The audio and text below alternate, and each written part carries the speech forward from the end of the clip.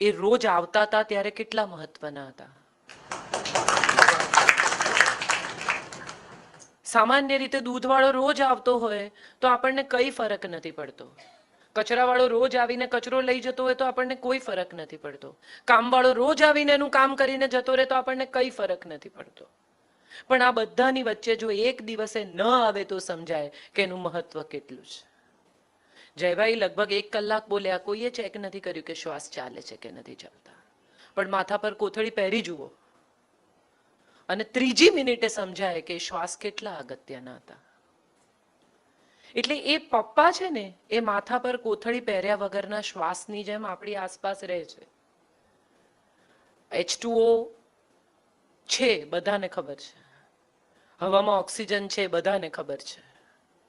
છૂટો પાડીને ક્યારે આપણું નાક લે છે, ક્યારે ફેફસામાં જાય છે, ક્યારે એમાંથી આપણા શ્વાસ ચાલતા રહે છે, ક્યારે એમાંથી લોહી વહીને હૃદય સુધી જાય છે, આપણે કદી નોટિસ જ નથી કરતા. આપણને લાગે છે કે તો એમ જ હોય ને, એમાં વળીશું. એકચ્યુઅલી એ અટકે ત્યારે સમજાય છે કે oh my God, this was so important. And I think the father's existence is like that. We only realize when he is not there. બહુ મજાની વાત છે આ. અને બહુ સરસ કહ્યું જયભાઈએ કે બચ્ચું નાનું હોય ને ત્યારે એને લાગે કે આ હીરો છે, મારા પપ્પા કંઈ પણ કરી શકે. છોકરાઓ અંદર લડે તો એટલા ભયાનક ગપ્પા મારે કે તમે સાંભળો તો તમને એમ થઈ જાય કે ઓહો, આના મનમાં આવું હશે એના પિતા વિશે કે મારા પપ્પા, તને ખબર છે, એક મુક્કો મારે તો તને 15 ફૂટ દૂર ફેંકી દે. એને 15 ફૂટનું માપ નથી ખબર, એને પપ્પાની તાકાત ખબર છે. આ એવી ઉંમર છે કે જ્યારે પપ્પા જેવું શર્ટ પહેરવું ગમે, પપ્પા જેવા જૂતા પહેરવા ગમે, પપ્પાની જેમ માથું ઓળવું ગમે, પપ્પાની જેમ ચાલવું ગમે, એની જેમ બેસવું ગમે. પપ્પા ખાય ખાવાનું, એ ન ખાય તો નહીં ખાવાનું. પપ્પા રીંગણ નથી ખાતા, આપણે નથી ખાતા. રીંગણ કદી ચાખવાની પણ તસ્દી નથી લીધી. આપણે નથી ખાતા કેમ કે પપ્પા નથી ખાતા. એ પછી એક સમય એવો આવે કે જ્યારે આપણને લાગે કે આપણે બહુ સ્માર્ટ થઈ ગયા, દુનિયામાં આપણને વધારે સમજ પડે છે, અને ત્યારે પપ્પા એકદમ ડોબા લાગે, ઇરિટેટિંગ લાગે, નેગિંગ લાગે. એ જરાક કઈ સલાહ આપે કે સા બહુ સારું, ખબર છે મને, તમારી પાસે રાખો. અને મજાની વાત એ છે કે 2.5 કિલોનું બંડલ હાથમાં મુકાય ને ત્યારે એક પુરુષ પિતા થઈ જાય છે. માના પેટમાં હોય ને ત્યાં સુધી પિતાને ખબર જ નથી પડતી કે પોતે બાપ બનવાનો છે. મોટા ભાગના પુરુષોને આ રિયલાઇઝેશન ત્યાં સુધી થતું જ નથી જ્યાં સુધી એકચ્યુઅલ એ 2.5-3 કિલોનું બંડલ કપડામાં લપેટાઈને બંધ આંખો સાથે એના હાથમાં મુકાય. That's the time when he realizes કે ઓ માય ગોડ, આ 2.5 કિલોની સાથે તો મેજર જવાબદારીઓ દાખલ થઈ છે. બહુ ઇન્ટરેસ્ટિંગ ઓબ્ઝર્વેશન્સ છે મારા. ઘણા બધા પુરુષો એવા હોય કે ટિકિટ પિક્ચરની લેવાની હોય તો લાઈનમાં ઊભા ના રહે. રેસ્ટોરન્ટમાં જમવા જાય અને જુએ કે આપણે લાઈનમાં નથી ઊભા રહેતા. લગ્નમાં ના જમે કે લાઈનમાં ઊભા રહીને કોણ ખાય. પણ સાહેબ, બાળકનું એડમિશન લેવાનું હોય તો આગલી રાતથી લાઈનમાં ઊભા રહે, અને કોઈ પણ પ્રકારના વિરોધ વગર કંઈ આમાં પોતે કંઈ કરી રહ્યા છે એવો એને પોતાને કદાચ અહેસાસ પણ નથી હોતો. કોઈ દિવસ ગાડીમાંથી પગ નીચે ના મૂકે. અહીં સુધી જવું હોય ને તો પણ ગાડી કઢાવે. 3 બિલ્ડિંગ દૂર જવા માટે પણ ચાલીને ન જાય. અને બચ્ચું સાયકલ શીખતું હોય ને તો એની પાછળ પકડીને કેટલાય કિલોમીટર દોડે.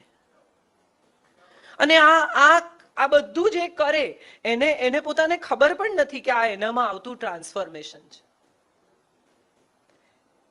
કેટલા બધા પુરુષોને મેં જોયા છે કે પોતે અમુક શાક ન ખાતા હોય, અમુક રીતે વર્તતા હોય, ડાઇનિંગ ટેબલ ઉપર નક્કી કર્યું અમુક આમ જ જોઈએ, આમ ન જ જોઈએ. પછી એ જુએ કે બચ્ચું ઓબ્ઝર્વ કરે છે, ફોલો કરે છે. એટલે નક્કી કરે કે યાર, મેં તો આખી જિંદગી કારેલા ન ખાધા, પણ આને શીખવવું પડશે. એટલે એની પત્નીને કહે કે મારી ડીશમાં કારેલા મૂકજે, મને બહુ ભાવે છે. પત્ની પણ હશે, પણ એને સમજાય કે આ એક પુરુષમાંથી પિતા બનવાની પ્રક્રિયા છે. બહુ સુંદર રીતે થતી હોય છે આ પ્રક્રિયા, આ બદલાવ. 3 વર્ષનું દીકરો હોય ને ઘરમાં, તો એને રડે એટલે પેરેન્ટ્સ ખખડાવે. છોકરી છે તો રડે છે. થોડો મોટો થાય 10-11 વર્ષનો, અરીસામાં જોઈને આમ પટિયા પાડે એટલે એને મમ્મી વડે. છોકરીઓની જેમ પટિયા પાડે છે, અરીસામાં જોયા કરે છે. થોડો હજી મોટો થાય એટલે વાલ કરવા આવે માને કે ભેટે કે ખોળામાં બેસે કે શું છોકરીઓની જેમ ચોંટા ચોંટ કરે છે. હજી થોડો મોટો થાય અને યુવાન લગભગ થવાની તૈયારીમાં હોય અને અમુક જાતની હસે, તોફાન કરે, અમુક રીતે કે છોકરીઓની જેમ શું ખીખી ખીખી કરીને હસે છે. અને પછી 25 વર્ષનો થાય, 26 વર્ષનો થાય, લગ્ન થાય એટલે પત્ની સૌથી પહેલી ફરિયાદ કરે કે તમે તો એક્સપ્રેસિવ જ નથી. પણ સાહેબ એક્સપ્રેશન તો 3 વર્ષનો હતો ત્યારથી એને શીખવ્યું કે નહીં કરવાનું, રડવાનું નહીં, બોલવાનું નહીં, વહાલ દેખાડવાનું નહીં, ચોંટવાનું નહીં, ભેટવાનું નહીં. દીકરી ઘરમાં જન્મે ને ત્યારથી તમે જુઓ એક પિતામાં વિચિત્ર બદલાવ આવે. 2 દીકરાનો બાપ હોય અને એક દીકરીનો બાપ હોય, એમાં તમને ખબર જ પડે કે આ અચાનક જ મૃદુ થઈ ગયો. માણસ તરીકે એનામાં કંઈક વિચિત્ર જ પ્રકારની મૃદુતા આવી ગઈ. સારો થઈ જાય, નમ્ર થઈ જાય થોડો. તમને સમજાવવા માંડે કે આના ઘરમાં એક કશુંક બદલાવ થયો છે. કેમ થાય છે આવું? પુરુષની અંદર જે સ્ત્રૈણ ભાવ છે, આપણે બધા જ જાણીએ છીએ કે એક થોડું સ્ત્રીત્વ અને થોડું પુરુષત્વ મળીને એક આખું તત્વ બને છે. એની અંદરનું જે સ્ત્રૈણ ભાવ છે, જે આજ સુધી કોઈ દિવસ કોઈના પર એક્સપ્રેસ જ નથી થયો, એ અચાનક એક્સપ્રેસ કરવાની એને જગ્યા મળી જાય છે. મેં એવા ટાવરિંગ ઈગો જોયા છે એની દીકરીના નેલ પોલિશ કરતા 2.5 વર્ષની, અને દીકરી એને ખખડાવે કે સરખી રીતે કરો, આવી રીતે નહીં કરવાનો. અને મને ખબર છે એમ કે હા બેટા લાવ કરી આપું સરખી રીતે, આપણે ભૂસીને ફરી કરીએ. અને એવા માણસો એમ કે તમે લોકો એનાથી થથરતા હોય, આઈએએસ ઓફિસરના ટેબલ પર પૈસા મૂકીને એમ કે ટેન્ડર થવું જોઈએ, એવા લોકો એની દીકરીની નેલ પોલિશ કરતા હોય તો હાથ ધ્રુજતા મેં જોયા છે. કારણ એ છે કે પિતા છે ને એ આમ અખૂટ વાલ છે, ખૂબ સ્નેહ છે, પણ આ કોમ્પ્રેસ્ડ સ્ટ્રેન્થ છે, અંબુજા સિમેન્ટ પૂરી રાખ્યો છે. આ સ્નેહને, આ પ્રેમને, આ વાલને એક્સપ્રેસ થવા જ નથી દેતા. અને માને મજા એ છે કે કોળિયા ભરાવે ને, ગીતો ગાય ને, અલરડા ગાય ને, મોટું કરે ને, બાળોતિયા બદલાવે ને. માને એટલી બધી તક મળે છે પોતાનું સ્નેહ વ્યક્ત કરવાની. જો કે હવેના પિતાઓ બધા બહુ જ સરસ છે. હું જોઉં છું આ યુથ ના જે ફાધર્સ છે બધા, એ તો ડાયપર બી બદલાવે ને, રાખે ખરા ને, ખવડાવે ખરા. હમણાં થોડા દિવસ પહેલા જ હું હૈદરાબાદથી આવતી હતી, 2.5 કલાકની ફ્લાઇટ, અને પતિ પત્ની અને સાથે 2.5-3 મહિનાનું બાળક, આઈ એમ શ્યોર એનાથી મોટું નહીં હોય. અને પત્ની ખૂબ થાકેલી, તમને ખબર પડે કે એ આમ ચૂર થઈ ગઈ છે, એમ ફ્લાઇટમાં બેસે એટલે ઊંઘી જવાની છે. અને જેવી પત્ની સૂઈ ગઈ એવું આ બચ્ચાને હસબન્ડે હેન્ડલ કરવા માંડ્યું. અને 2.5 કલાકની ફ્લાઇટ દરમિયાન બાળક માં તરફ જુએ પણ નહીં. એટલી બધી શાંતિથી ને કાળજીથી એને કંઈક એને મોબાઈલ ઓન કરી આપ્યો ને કંઈ ફલાણું. અને 3 જ મહિનાનું બાળક, એટલે એ મોબાઈલમાં જોતું હશે કે નહીં રામ જાણે, પણ એને જે આવડ્યું તે બધું એને બિઝી રાખવા માટે કર્યું. અને મેં એને ઉતરતી વખતે કહ્યું, મેં કીધું you are a wonderful father, I must say. એટલે મને કે I am just a father trying to be wonderful. એટલે આ નવી પેઢીના પિતા છે, બહુ ઇન્ટરેસ્ટિંગ છે બધા. પણ કેટલાક કિસ્સાઓ જે મેં આ વાત કરવાની હતી માટે વાંચ્યા, જાણ્યા, એમાં એક બહુ મજાનો કિસ્સો, બધા જયભાઈએ જાત જાતના કિસ્સા કહ્યા, પણ એમાં એક બહુ મજાનો કિસ્સો છે. રાજ કપૂરે સ્ટુડિયો જવાનું લગભગ બંધ કરી દીધેલું. રણધીરજી સ્ટુડિયો પર બેસે, અને હું જ્યારે શફી ઇનામદાર સાથે કામ કરતી હતી, એમની સાથે અંગત સંબંધમાં હતી, ત્યારે હિનામાં શફીજી શૂટ કરે અને હું આરકે સ્ટુડિયો એ સમયે જવાનું બનેલું. એટલે મેં રણધીરજીને કહ્યું કે મને એક્સપિરિયન્સીસ તમારા ફાધરના કો ન છપાયા હોય એવા એક્સપિરિયન્સીસ, તો કે એક મેં બતાના ચાહુંગા. ત્યારે એમણે આ કિસ્સો કહેલો કે રાજ કપૂરે જવાનું બંધ કરી દીધેલું, રણધીરજી સ્ટુડિયો સંભાળે. એક દિવસ અચાનક જ રાજ કપૂર સ્ટુડિયો પહોંચ્યા અને એમણે જોયું કે 2 લાઇટમેન, જે રાજ કપૂરના સમયના લાઇટમેન હતા, એ બહાર બેઠેલા. એટલે રાજજીએ ગાડી ઊભી રાખી, પોતે ઉતરી ગયા કે ક્यों शूटिंग नहीं है क्या, बाहर क्यों बैठे हो? कि शूटिंग तो है. चल रही है।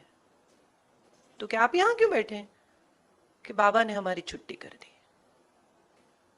ગાડી ત્યાં જ છોડી અને બંનેના હાથ પકડી બે હાથમાં અને રાજ કપૂર એમને પોતાની ઓફિસ સુધી અંદર લઈ ગયા, હવે જે ચેમ્બર રણધીરજી વાપરતા હતા, અને લાત મારીને દરવાજો ખોલ્યો, અંદર દાખલ થયા અને रणधीर कपूर ने કહ્યું કે तुम जिस कुर्सी पर बैठे हो ना वो तुमको तुम्हारे बाप ने दी है, लेकिन तुम्हारे बाप को ऐसे लोगों ने दी है। ये लोग जिंदा रहेंगे तब तक उनकी तनख्वाह जाएगी। छुट्टी करने का अधिकार तुम्हारा है ही नहीं। तुम किसी को काम पर रख सकते हो, आरके स्टूडियो से छुट्टी करने का अधिकार तुम्हारा नहीं है। ત્યારે સમજાય કે આ જે લીગસી પરંપરા જેને આપણે કહીએ છીએ એ બહુ ઝડપથી વિલીન થઈ રહી છે।